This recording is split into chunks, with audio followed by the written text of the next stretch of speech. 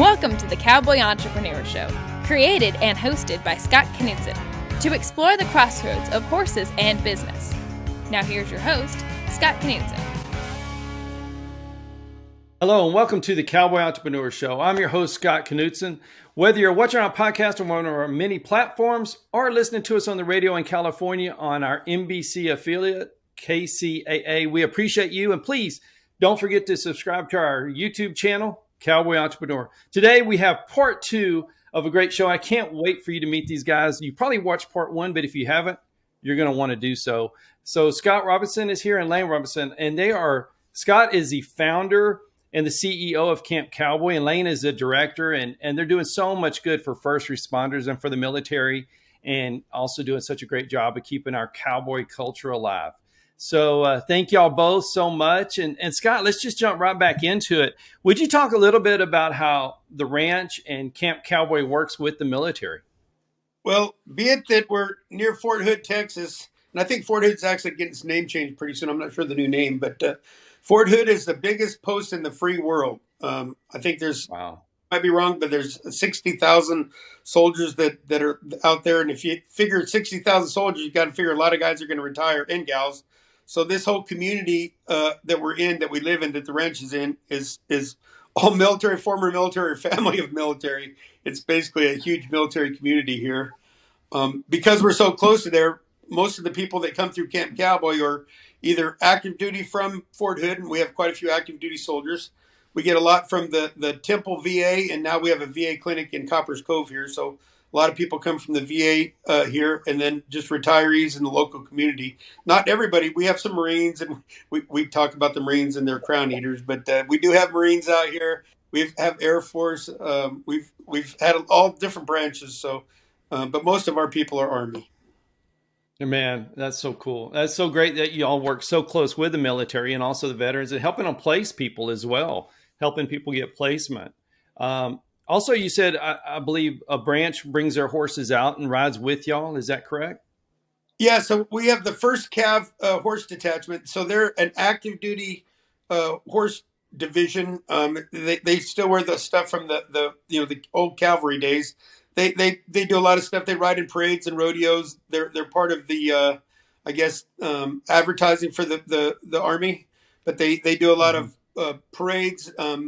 They do ceremonies on Fort Hood. So, if a general's retiring or a colonel's retiring in the Cav, they actually will do the charge, and they put the colonels and generals on the horses. And they're a remarkable group. They do demos every Thursday. So if anybody at Fort Hood wants to see a great demo and watch these guys shoot off their horses and drive the chuck wagons and do bayonets. But Donnie Davis was a former first sergeant there, and now he's a civilian in charge. And we've got a pretty good relationship with them. So a lot of the Camp Cowboy classes, they'll come out and watch and participate. They'll bring their horses out to the ranch, and they'll do their trail rides for the new guys out here. But they've just been a wealth of knowledge. They share their knowledge with us on their horsemanship and with Lane, and it's just been a good symbiotic relationship. I love that. I've lived around Central Texas, South Texas my whole life. I didn't know they did that on Thursdays. That would be pretty neat to go see for sure. Yeah, we can get over there and get you the grand tour. They actually make saddles over there. They make boots over there. They have a farrier shop. I was telling you in the last episode, Chris Gregory, Heartland Horseshoe, and he comes down every year and gives their farriers a little, polish up and tune up. Some of the farriers that are active duty have gone through his Heartland Horseshoeing school, and the other ones, he'll come down there and give them a little assistance. And he's always an open phone call. If they have a question about a horse that they can't figure out, they'll call old Chris, and he's a wealth of knowledge. He's probably written the best books on horseshoeing that there is out there. So having that kind of person for the Cav and for us, Lane too here. Lane's a horseshoe international certified horseshoer, and when questions, we call Chris Gregory and say, "Hey, how can we help, or how can you help us?" I love that, man. And Lane, talk a little bit, if you don't mind, about the students. So it's a 90-day class, and what's a day like? I know every day is different in our industry, from fixed events to water well gas. But what's a day like for the students? Oh, just kind of a broad spectrum. Just the whole deal is, day one, here's a 4-legged free animal with hoofs, all the way to, by the end of this 90 days, I say, hey man, go catch your horse. I'll see you in the arena, and I can kind of kick back and watch them do it. But a typical day is the students show up. They have that little 30-minute just kind of goof around, talk with their fellow students and student instructors and stuff like we talked about in the last podcast. Following that, they'll feed, clean stalls. We'll figure out which horse we're going to stack them up with for the day. And usually I'll cut them loose with a student instructor, and they'll go and get their horse, groom them out, pick their feet. And then we start in on our our work for the day, whether we're working in the round pen or saddling, whatever it may be. So you get the whole thing. When I was there, I was watching them lunge. They were lunging some horses and leading them, and they were I know it was toward the end of the classes, so they were walking with a little authority with the horses. They understood what to do. Oh, yeah. And you could see they took a sense of pride in it for sure. It's really neat. Like there's a few horses that I have that aren't really the most trusting. They're for whatever reason, maybe they're a little skittish, a little spooky. On a cold morning, just don't really want to be caught. And you'll see I'll have a few students each session. Sorry, that for one reason or another they're drawn to them. They're like, well, I'm kind of a little drawn back from other people and other things, and so I'm going to go and I automatically want that horse that's drawn back a little bit. There's a gentleman named Brian Holcomb came through this last class, and we've got a horse named Dirty Lou, well, Palomino filly that just doesn't really like other people or horses for that matter. She's just a little fireball. And Brian took to her and just really, with a horse like that, you've really got to be able to know what's going on with them, but you got to know what's going on with yourself to be able to work around something like that. And so, right. Brian was really able to ground himself in order to work with her, and that's kind of what we're looking for with all of our students. He's just one example. Man, I love that. All the time. Well, I love that you have such a string of horses that it fits different people, and sometimes the one-off horses that don't like people, that it helps that person that kind of feels intimidated by that. So I love you sharing that for sure. And so Scott or Lane, whoever wants to answer this, what kind of horses do you look for? You mainly using quarter horses, or is it a mix? No. So the vast majority of what we have out here is quarter horses, whether it be just different horses that we bought for the ranch for, riding or have my little sister ride, or for me working cows or anything like that, or horses I've got from Mahan. Just different stuff. Maybe it was a horse that a boarder wanted to get rid of. We've got a pretty wide string of horses, but they're all come back to quarter horses. Over the years, we've had we've had some Pasafinos that have come through, thoroughbreds, Arabs. And we do have, Danny Caldwell, he's been real good to us over the years. And Danny Caldwell, he's a horse owner. He's up in Oklahoma and is very successful. I think he's the most successful racehorse owner in Oklahoma up at the Remington Park. But him and Toby Keith sign some guitars every year for us. And between those two, they've donated a couple of nice thoroughbreds to us that we brought through the camp. And actually, one of them we trained up at the camp and got it pretty gentle. And we're hoping to send that to the horse detachment they actually picked it up last week, and they're taking the horse detachment, and hopefully they'll actually take that and buy that as an Army horse, and that'll help fund one of our next cowboy projects. Man, that's very cool, man. That's so cool that you got horses going to the military, you got people coming out of the military, and you're just helping on both sides. Yeah, that's really just a neat deal, and for sure. And so when you start a horse, do you have the students there helping you or watching you do that, or what's the process? Well, so as the students go through, we give them the basic skills to essentially, if they want to have a horse, to be able to go out there and get a horse and take care of it adequately. We teach them nutrition, we teach them all the safety, fundamental horsemanship, all the way through. However, when it comes to starting a horse, in our earlier days, we had a few students we had some students that brought horses in that they wanted to start and work with, and we did that.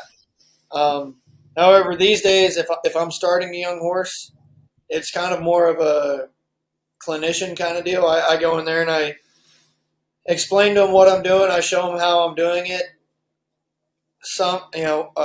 Each class you have a wide span of very able-bodied folks from the active duty side to guys who, they got out and they're 100% disabled in terms of what the VA rates them.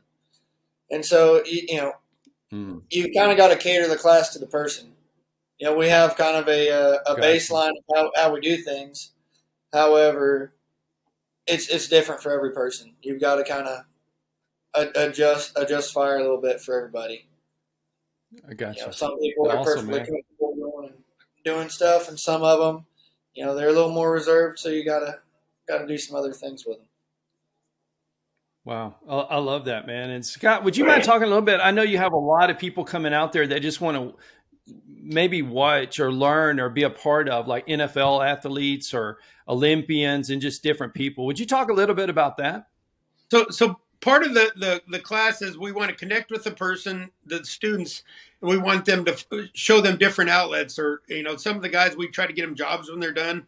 We have some pretty good, some corporations that have hired people as, marketing people, assistant managers working on ranches and different people. So we've had I've been lucky and blessed to have some friends that played in the NFL and are part of the NFL, and they've come down for the ball, which we'll probably talk about sooner or later, but they'll come down and stay with the Camp Cowboy people and just to have, former Army or former military guys to be able to sit there and talk to NFL guys, which, believe it or not, there's a lot in common.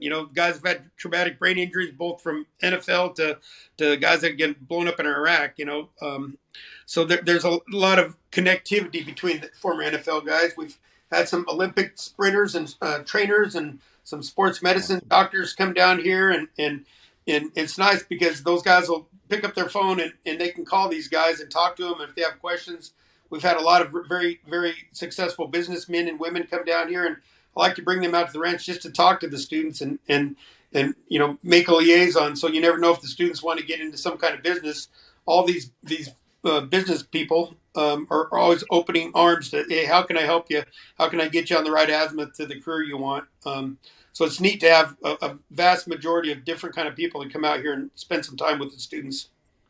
I love that. So corporate companies can bring like their management team out to maybe just tour it and be a part of it. But what if a company wants to hire someone? Can they call you, or do they call the ranch and say, hey, we'd love to hire a veteran? Who can you refer to us? Without a doubt, what they can do is, we've had this in the past. They call us up and say, we're looking for this, or we're looking for this type job. And we'll kind of look through our archives of people that have gone through, or people that might be looking for a job, and we just connect them. And we've done that over the past. We've got a lot of people jobs over the years, but we just connect them. So if there's a company that says, hey, I'd like to hire veterans and this is what I'm looking for, then we get with our staff and say, hey, we're looking for somebody that might have a little marketing experience, or might want to get into the marketing, or they might be really good at social media, or might be good at management, or might be good at ranch management, or might be able to go work on a ranch. Whatever it may be, we just try to connect them with the right people. Man, I love that. So if there's a company out there that would like to tour it or even hire somebody, all they have to do is go to campcowboy.org. And also, even if you're not a company and you just want to see more about it, you want to donate, or maybe there's a student you have in mind, just go to campcowboy.org and find out, message them, Scott or Lane or one of the team members, and they'll be happy to help you. And I love that. And, even with the ranching skills, it can still transition into another job. They don't have to work just on a ranch, because it teaches them so much more than just cowboying, which is a lot. Yes, sir. Yeah, for sure. So I can't believe it's already going so fast. So that's the end of the first segment of part 2 with Camp Cowboy. And we'll be right back after these messages. Scott will be right back with more. Hi, I'm Scott Knutson, host of the Cowboy Entrepreneur Show, heard on KCAA Fridays, 3 p.m. Pacific. I'd like to talk to you about something I'm very passionate about. Those that know me know I love my coffee. In the morning, afternoon, and even late in the evening, I enjoy a good cup of coffee almost any time of the day. Now, my team at the Cowboy Entrepreneur Show has been working for several months on creating and introducing our own brand of coffee. We wanted to make sure that we got it just right. We don't want to put our name on anything unless we're 100% certain that it's the best product available, and we've finally done it.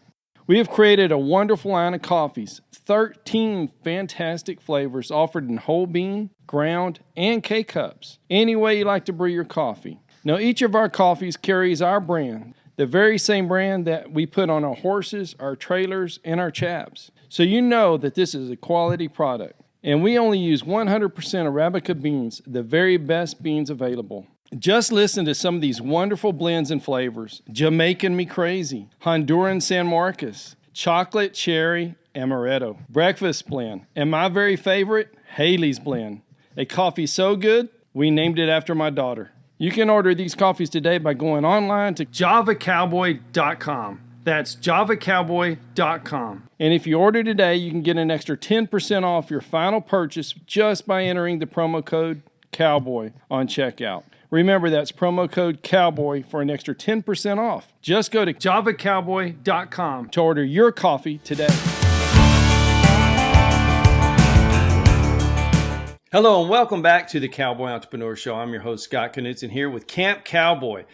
Scott and Lane, appreciate you so much for being on the show and everything you do for first responders in the military and keeping our great Western culture alive. And I can't say how much y'all are dear friends to me. And man, I'd like to talk a little bit about the gala. Y'all have a gala at the end of the year, and it's a celebration of Camp Cowboy and everybody has been through it. Scott, would you talk a little bit about how that came together and what all is involved? So we've been doing the gala for about 6 years now. It started out kind of small. We did our local VFWs.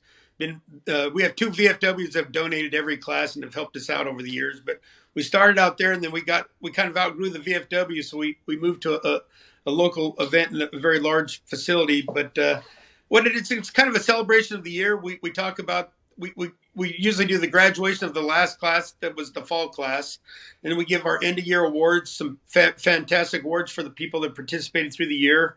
We use it as a fundraiser, so a lot of our sponsors have donated some items, safes, guns, ammunition. American Ammunition donated an entire barrel of ammunition this year. We auctioned that off. I think made like $11,000 in one bid.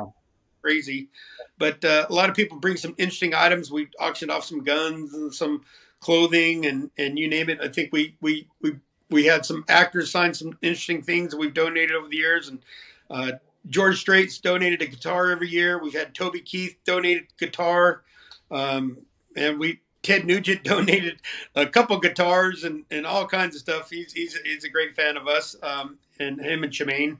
And so we just have some really neat people donate some great things that we auction off, and we do a big dinner there, and we do a dance and do some fantastic awards. So it's a great event. Our next one, I think, will be next December 11th. So anybody who wants to get in can get tickets or buy a table, and it's a fantastic event. And they can just go to campcowboy.org for that as well? Yes, sir. Yes, sir. Awesome. I love how different, the musicians, entertainers, the NFL get behind your program and hear those stories. What would you mind just giving us, just a fun fact of one of the galas, something that stood out, a story or somebody donated something or? Well, I'll start off kind of a fun fact, interesting fact. So every year we give what's called the Roy P. Benavides Award. And to me, it's near and dear to my heart. And if everybody knows, Roy P. Benavides was a Congressional Medal of Honor, did some remarkable stuff. I challenge any of you guys to go Google him and look up on YouTube when Ronald Reagan gave him his Congressional Medal of Honor. But his story is probably the most incredible story in the world. And if you backstep a little bit, remember I told you I was at New Mexico Military Institute and the New Mexico Military Institute Mafia. But when I was there in high school, I was voted least likely to go in the military. I cared about sports and I cared about getting good grades, and I didn't have any want to go in the military in college. And I had a instructor at the time was Captain Gilbert Alvarado, who retired Colonel Gilbert Alvarado. But he kept saying, Scott, you need to go in the Army. This is made for you. This is what you need to do. And I'm like, no, the Army's not for me. But he brought Roy P. Benavides to the school to give a speech for our school. And he assigned me as the escort officer for Mr. Benavides. And I toured around the school with him for the weekend. And by the end of the weekend, I wanted to be him. I wanted to be a Green Beret. And that guy made a difference in my life. That kind of starts with make a difference every day. But he changed my whole azimuth. And fast forward, I became a Special Forces Green Beret and went to Ranger School and did all the great things in the military because of that man. Well, when we started Camp Cowboy, I told old Tony Cole, our first director, about what Roy P. Benavides meant to me. And believe it or not, through research, he got me connected with his daughter, Yvonne. And Wow. and Miss Benavides, so she lives in El Campo, Texas. And we got connected, and I asked her permission to give an award based on his name every year to the top hand for the camp for the whole year. And it's a prestigious award as Camp Cowboy goes, but it's the student or instructor or anybody that that showed the best qualities, that persevered, that just did the most outstanding leadership for our school. And Wow. she allowed us to do that. So every year we give that, and either her or one of her family members comes every year and presents the award. So it's been a full circle back from my early days. But her dad actually made me go in the Army, and we wouldn't have Camp Cowboy if it wasn't for Mr. Roy P. Benavides. So What a special award, man. I love the circle back to it as well. It helped start it, and now it's encouraging another generation of veterans, and it's because you tether the two, man. That's awesome. I appreciate you telling that story. Lane, would you tell a story about, maybe it's a military veteran, or maybe it's a first responder that came out and all of a sudden there was just a complete life change, and now they're doing just great things and feeling great and healed up? Well, it's kind of hard to narrow that down because, I mean, every class I've got so many people that. There's so many. Oh, no, absolutely. I don't know. There's a young gentleman named Mason Heimer that he kind of had a different class than everybody else. He came through, and when he first showed up out here, he didn't really talk to a whole lot of people. Super shy, reserved, kept to himself. And then he called me one evening right at the height of COVID. He said, "Hey, I'm on the way out to class." I said, "Oh, we canceled." He's like, "Well, I'm already out here." I said, "Okay, well, you're getting, Camp Cowboy after hours." And that turned into the whole COVID lockdown. We called it the Corona Crew, and Mason became part of that, A guy who was having some, some issues dealing with depression and stuff like that. They were going to tell him to just, get locked into his barracks room and just, more or less stay in a box for COVID. I don't know if you've ever been locked in a room for very long. It's not very fun. It's not No. it's not a great deal on your mental health and things like that. So Mason would come out of the ranch every day, practically lived out here with us, and got his own version of Camp Cowboy, so to speak. It was he went through it at an accelerated rate, and in doing that, Mason has kind of come to me. He's one of my best friends in the world now. We got real close through all that.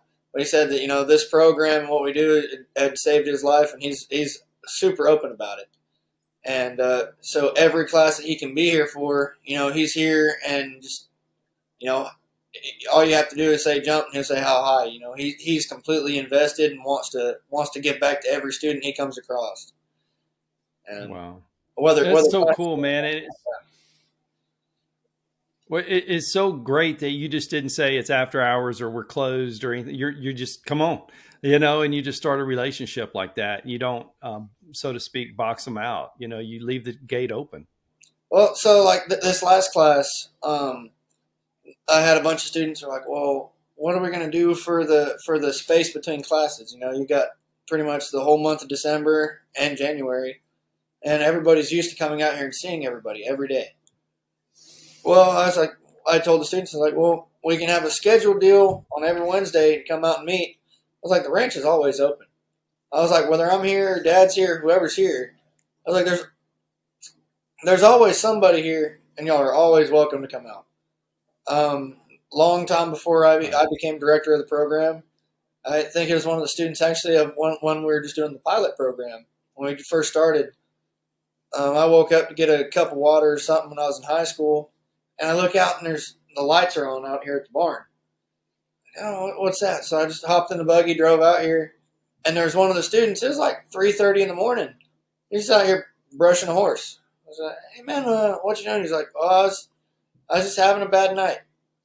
I needed to come out here, and that's the first time I'd seen that. And then there's another gentleman who'd graduated a couple classes back that he 11, 12 o'clock at night he'd call me and say, hey, I'm having a rough time.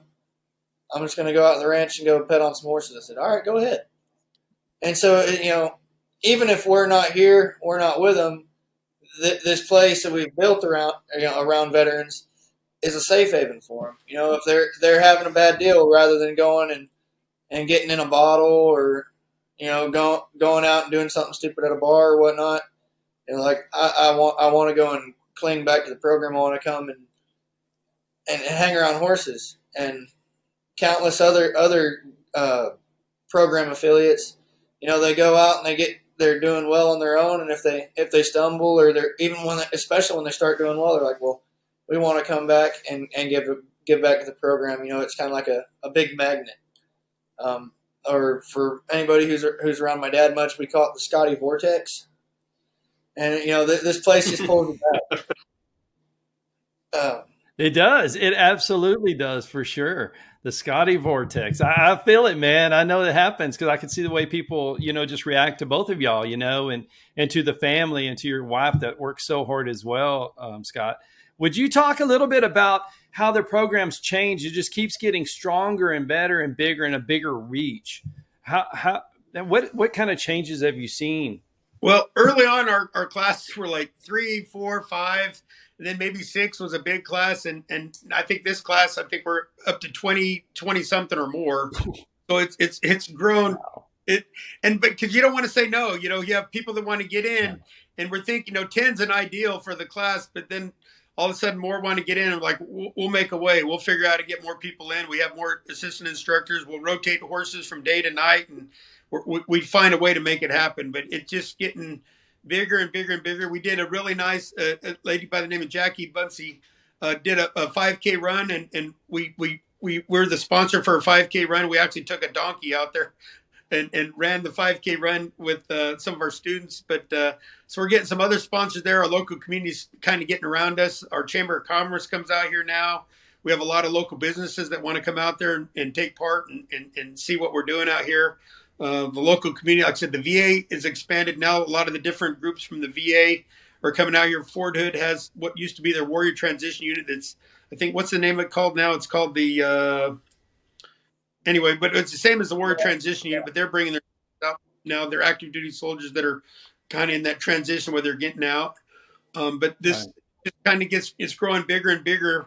We've actually been approached by a lady by the name of Kathy Cook that was, early on, I told you about in Washington State when I was just learning how to ride. She was the horse trainer that lived across the street. She wants to do a Camp Cowboy Washington, and we've been approached by a couple other people that want to expand other Camp Cowboys. So if we have some horse ranches near military bases or in that military community that want to do that, reach out to us. We'll give you our curriculum. We'll give you everything we can and expand this. We'd like to help other veterans and other communities as well. Man, I love that. I love that you built something so incredible, both of y'all, and you're willing to share it and help others just because it's going to help others. And that's I think that's why you have the vortex, like you were talking about, Lane. People want to go in and help just because you're helping. And there's no better payback to me that I could see than having someone want to be out there brushing a horse at 3 a.m. Oh, absolutely. And yeah, whether they're brushing a horse at 3 a.m. or they, most of those guys that, I guess my little group of folks, it's not like they call you and say, hey, I'm heading out of the ranch. They just show up every day and they get off work and show up and like, hey, what are we doing today? And it's a vast array of whatever laundry list I have from Dad to, all right, we're going to go catch cows, or we're going to go fix fence, or whatever honeydew list I've got going on. There's always something new. And man, I love that. And the men and women that come back to volunteer that's been through the camp, when they're out there again with y'all, they're giving back to the next group. And I think that's such a cool how it just keeps on going down the road. Scott, do you see that a lot? Like when they graduate, they come back and help. Do they realize the impact they have of somebody else? They live that life. I think they do. That kind of goes back to what we beat in their heads. Make a difference every day.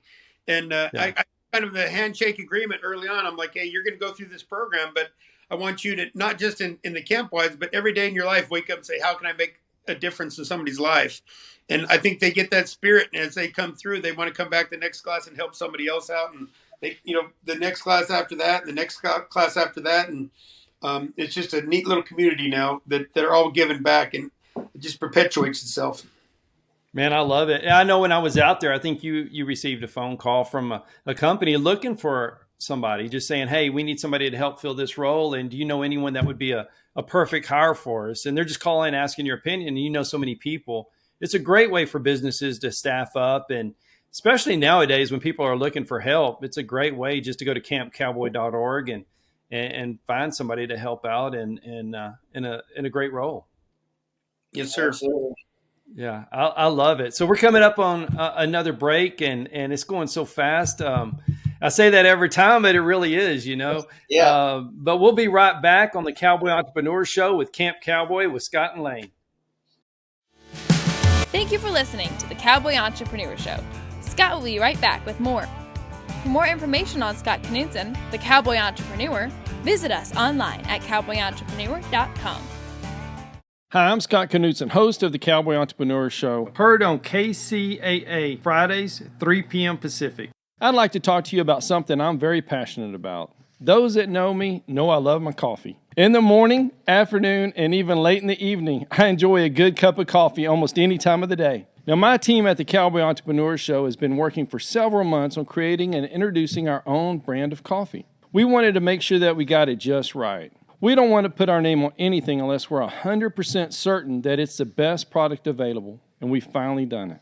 We have created a wonderful line of coffees, 13 fantastic flavors offered in whole bean, ground, and K-Cups. Any way you like to brew your coffee. Now, each of our coffees carries our brand, the very same brand that we put on our horses, our trailers, and our chaps. So you know that this is a quality product. And we only use 100% Arabica beans, the very best beans available. Just listen to some of these wonderful blends and flavors. Jamaican Me Crazy, Honduran San Marcos, Chocolate Cherry Amaretto, Breakfast Blend, and my very favorite, Haley's Blend. A coffee so good, we named it after my daughter. You can order these coffees today by going online to javacowboy.com. That's javacowboy.com. And if you order today, you can get an extra 10% off your final purchase just by entering the promo code COWBOY on checkout. Remember, that's promo code COWBOY for an extra 10% off. Just go to javacowboy.com to order your coffee today. Hello and welcome back to the Cowboy Entrepreneur Show with Scott and Lane Robison. And we're talking about Camp Cowboy and all the great things they're doing for not only the military, but also for first responders. And, I'd like to talk a little bit, Lane, not everyone is a horse person or wants to be. Maybe they like working on a tractor, driving a tractor, or fishing. Would you talk a little bit more about some of the other activities to keep people busy while they're out there? Yeah, so I've stated this before, but it's Camp Cowboy. It's not Camp Equestrian. So the horses are a huge part of it. Before this became an actual a 501c3, it was on paper. It was just kind of what we were doing out here. There's a gentleman that came out and he wanted to drive a tractor. And Dad said, hey, go hook up the brush hog and cut him loose in this field. And so I did. And I went back at lunch to go bring him a sandwich and some more waters, and he only got like 2 swaths of this field. This probably already, should have been done. And I was like, you can put it in higher gear. And he was like, I just want to leave it in granny. I'm going to enjoy this. He took like 2 days mowing this field that could be done in a few hours just because he wanted to enjoy it. And we've had countless other folks that, maybe they come out and they just want to go look for arrowheads. They want to go fishing. They, want to learn different things, want to learn how to do the working portion and not necessarily so much the horse portion. They want to learn how to mess with cows or sheep or chickens, or really just be out and be in nature. Be a part of this. I love that, man.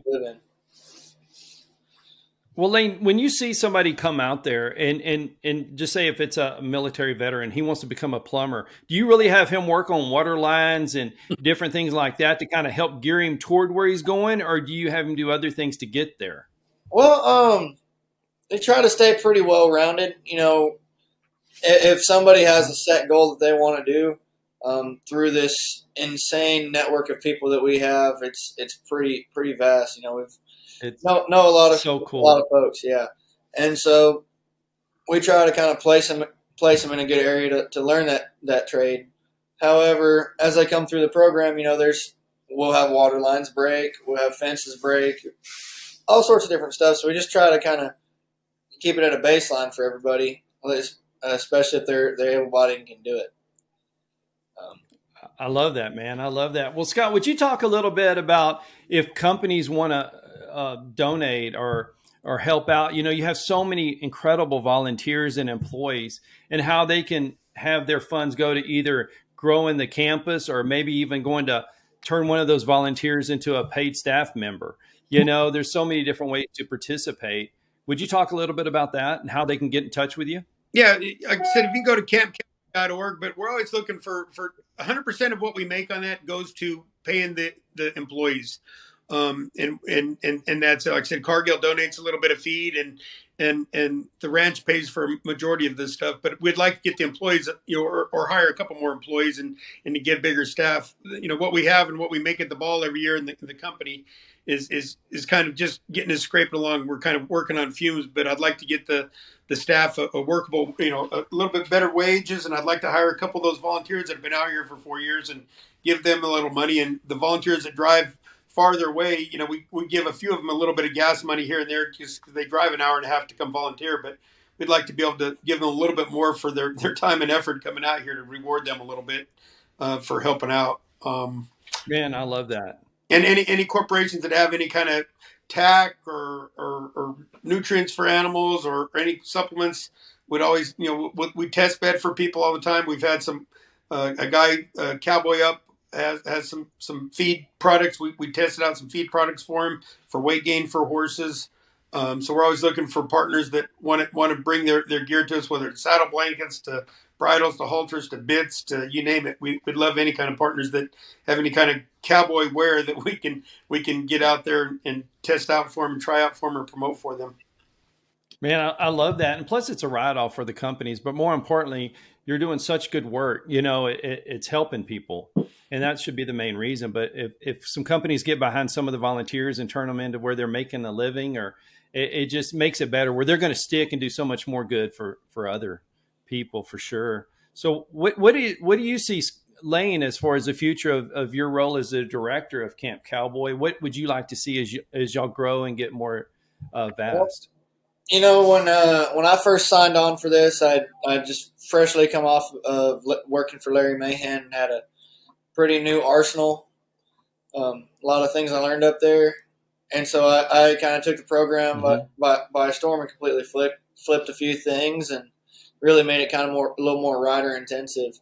And every class as we go through, you'll have, at the end of class, you'll have an after action review with everybody, and some classes we might miss here but hit here, and the next class is completely the opposite, and you're just kind of adjusting fire at each class you go through. Looking to the future, I'd like to try to get some covered round pins and stuff, so you don't have to take as many like bad weather days and stuff like that. As far as curriculum goes, it's always neat to have clinicians and stuff come out. Let the students see, somebody else work with horses from a different point of view. As I go through, we've got people from all different backgrounds that help aid in the program. And I tell every one of my students, usually through the first month, I beat this one almost into the ground, but I say, look, there's a million ways to do this. I'm not showing you the way. I'm showing you a way that works for me and works for the program. Can it be done differently? Absolutely. But this is the way I'm showing you. And, right. There's a million different ways of doing stuff, a million different training techniques. And some people say it's right, wrong. But everybody kind of getting a collective idea of what it's kind of building their own unique deal. Well, if it's helping the veteran or the first responder or the horse, is doing the right thing, so it doesn't matter after that. You're putting them in position to be successful for a lifetime, and that's huge, man. Absolutely. So, Scott, what do you see? I mean, you're so generous with helping other people start Camp Cowboys, and a lot of people that create a curriculum, they don't want to let go of it, but it seems like every single class y'all are changing it, improving it. And as the classes get larger, you kind of need to. So what do you see for the future of Camp Cowboy, not only where y'all are, but across the country? Well, I'd love to see it expand. Like I said, anybody who wants to do it at another military post or anywhere near there, I would do whatever I can to help expand it, whether they want to have Camp Cowboy Alabama or Camp Cowboy Washington or wherever. I'd like to facilitate that. I always welcome, we've had a professional barrel racer. We've had some reiner trainers. We've had some clinician guys come in and spend a day or two. Anybody that has any kind of vast background of horses, I don't care if it's English, I'd love for them to come and spend a day, bring their horses and spend it. We have a guest house on the ranch and spend a day at Camp Cowboy and teach us something different. The more we can learn from different people, the better we're going to be and the better our program is going to be. So we always welcome people with different horse backgrounds, whether mounted shooting or ropers or you name it. We've had some roper guys come out and teach a class for the day, and anybody that has some different knowledge, I'd love for them to share their knowledge with us so we can grow and get better. Man, I love that. So let's we're getting close to the end of the show. Lane, tell us a funny story about a guy getting on the tractor for the first time, or maybe fishing, just going out there and enjoying the country life like we all get to live. Excavators out of it. What? Oh, that's actually what I was going into. Well, I don't know. We have a lot of heavy equipment. I guess you say mishaps. Usually revolving around Dad. And the summer class or the spring class last year, it was the last day or last week of class, and we're like, everybody's pulling out horses. We're getting ready to start going, and I get a phone call from Dad. He goes, "Drop what you're doing, grab chains, come over here. I'm sinking." I'm like, what? I have sunk the excavator. I'm like, what in the world are you talking about? And so I bring the entire class over there, and everybody either rides with me or gets in their vehicles. This is what not to do with heavy equipment, guys.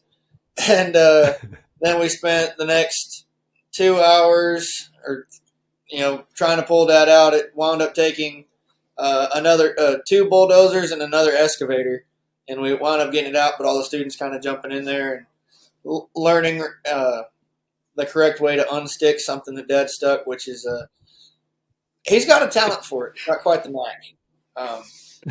I've seen I think Scott said he's trying to create team building. That's one way to look at it. I've seen him stand dozers up on the blade, nose down, pull off tracks. If it can be broke or stuck, Dad can do it. All right, Scott, it's your turn, man. Man, I don't know. This Camp Cowboy's been great. It's been great for my whole family. I have another son, Landon, and my daughter, Lindsay. They've helped out over the years through that. They're kind of doing their own things, but it's been a family affair. And then, my parents have come out and donated and helped out over the years. And it's just neat having the whole family. And then I have an extended family with all the staff and the friends that have come through Camp Cowboy. So it's kind of a big extended family and extended community. So it's been enriching for me as much as it's been helping other people. Man, I love it. And at the end of a class, when you do the cattle drive, Lane, what's that like to take the guys? I'm sure they're excited about it, or Scott, either one. At the end of a class, they're looking forward to it. They've done all this hard work and they're getting better. What's it like when it's finally, trail day? You get to take them on a trail ride or push some cows. When each class is different, we have different things we do. Sometimes it might be cutting cows, other times it's a trail ride.